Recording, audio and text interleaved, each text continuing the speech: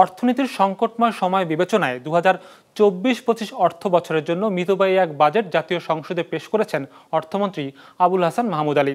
চলতি বছরের থেকে মাত্র 4.5% মতো বাড়িয়ে নতুন বাজেটের আকার নির্ধারণ করা হয়েছে 7,97,000 কোটি টাকায়।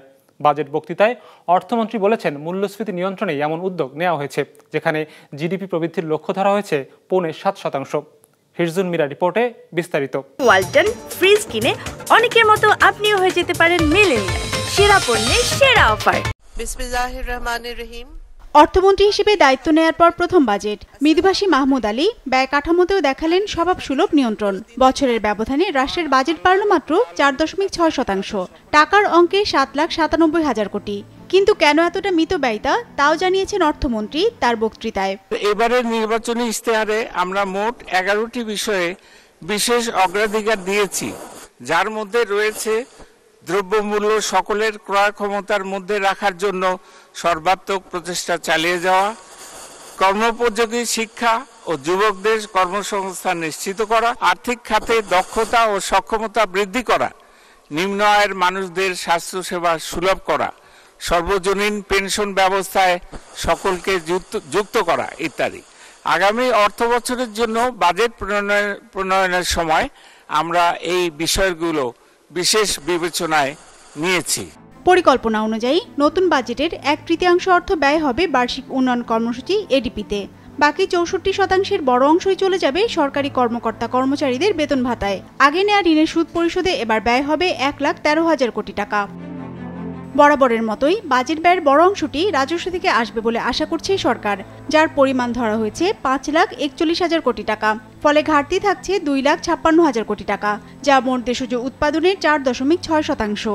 এই ঘাটতি মেটাতে চড়া সুদে স্থানীয় ব্যাংকিং ব্যবস্থা থেকে ধার নেওয়া হবে 1,37,000 কোটি।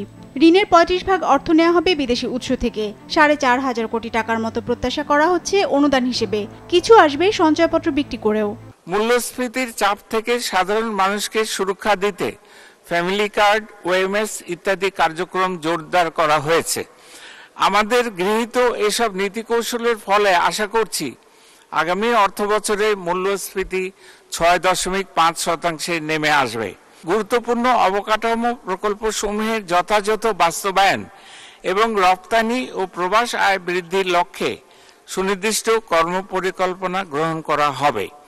আশা করছি আমাদের গৃহীত এ সকল নীতি কৌশলের ফলে আগামী অর্থ বছরে 6.7% জিডিপি প্রবৃদ্ধি অর্জিত হবে এবং মধ্যমেয়াদে তা বৃদ্ধি পেয়ে 7.25% পৌঁছাবে।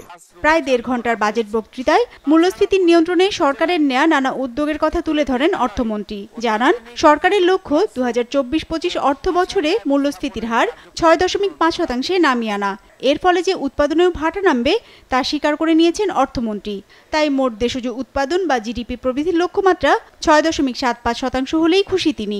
চলমান বৈশ্বিক রাজনৈতিক প্রেক্ষাপট এবং অভ্যন্তরীণ সামষ্টিক অর্থনীতির অবস্থা বিবেচনায় নিয়ে রাজস্ব খাতের যুগোপযোগী সংস্কার এবং সেই লক্ষ্যে ডিজিটাল ট্রান্সফরমেশন, কর নেট বৃদ্ধি, কর বহির্ভূত রাজস্ব আদায় এবং প্রশাসনিক সক্ষমতা বৃদ্ধি করা হবে, যাতে পর্যাপ্ত সম্পদের যোগান নিশ্চিত করা যায়।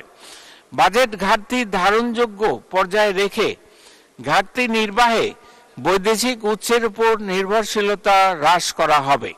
অর্থমন্ত্রীর আশা, এমন সব উদ্যোগ আর অর্জনের উপর ভর করেই টেকসই উন্নয়ন পরিকল্পনায় স্মার্ট বাংলাদেশের স্বপ্নযাত্রা এগিয়ে যাবে। সুখী আর সমৃদ্ধ হবে দেশ। হিরজুন মিরা, বিজনেস রিপোর্ট, মাছরাঙা টেলিভিশন।